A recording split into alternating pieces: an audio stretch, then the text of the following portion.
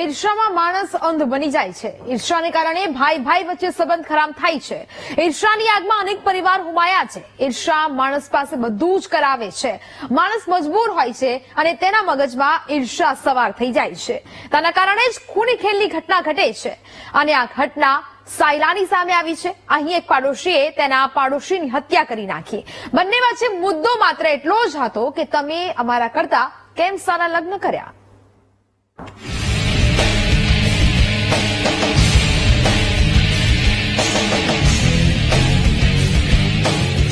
સાયલામાં murder, છરીના ઘા ઝીંકી ખૂન, ધોળા દિવસે જીવ લીધો। આ ઘટનાએ પૂરા જિલ્લામાં ચકચાર મચાવી છે।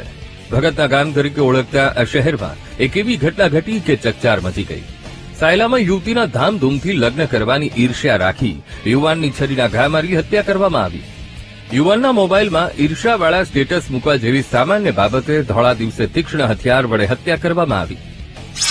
શું હતો માથાકૂટનો મુદ્દો? ફરિયાદીની દીકરી ઉર્વશીના લગ્ન ધામધૂમથી કર્યા હોવાથી આરોપી ઉમંગ નરેશ અઘારાને સારું નહીં લાગતા તેઓને ઈર્ષ્યા થતા ઉમંગના મિત્ર આકાશના મોબાઈલથી પરિવાર વિશે ખરાબ મેસેજ મોકલેલા તેમજ ઈર્ષ્યાવાળા સ્ટેટસ મૂક્યા હતા।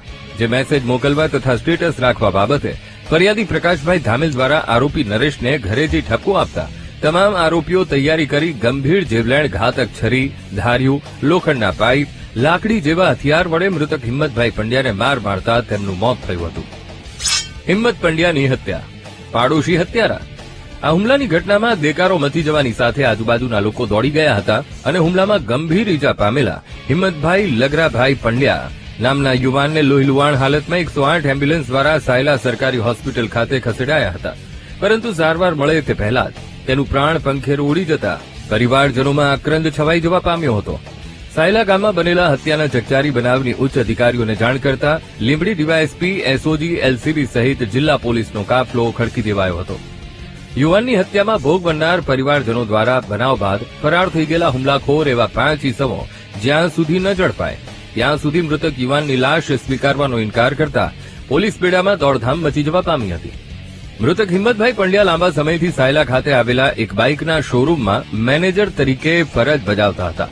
તેમજ રવિવારે રજા હોવાથી ઘરે હાજર રહેતા ત્યારે જ આવી ઘટના બનતા પરિવારે આધાર સ્તંભ ગુમાવ્યો હતો। યુવાનની લાશને સાયલા સરકારી હોસ્પિટલ ખાતે રાખવા સમયે પરિવારજનોની સાથે લોકોના ટોળા એકત્રિત થયા હતા। ત્યારે સ્થાનિક તેમજ જિલ્લા પોલીસ વિભાગ દ્વારા ઘટનાની ગંભીરતા પારખી બીજો કોઈ અનિચ્છનીય બનાવ ન બને તે માટે હત્યાના બનાવ સ્થળે તેમજ હોસ્પિટલ પર ચુસ્ત બંદોબસ્ત ખડકી દીધો હતો। કોની ધરપકડ કરી? આ હત્યાનો બનાવ હોવાથી મૃતક હિંમતભાઈની લાશને પેનલ પોસ્ટમોર્ટમ કરાવવા રાજકોટ સિવિલ હોસ્પિટલ ખાતે મોકલવામાં આવ્યો હતો। ત્યારબાદ મોડી રાત્રે પરિવારજનોને મૃતક હિંમતભાઈની લાશ સોંપવામાં આવી હતી।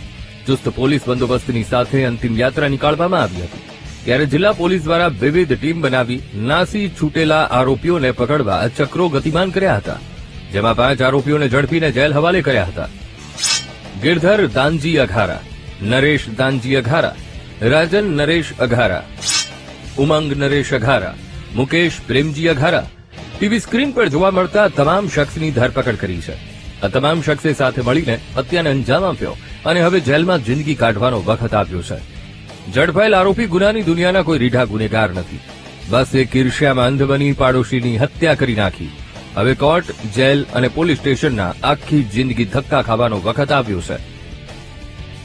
Paresh Patel, VTV news, Sayla.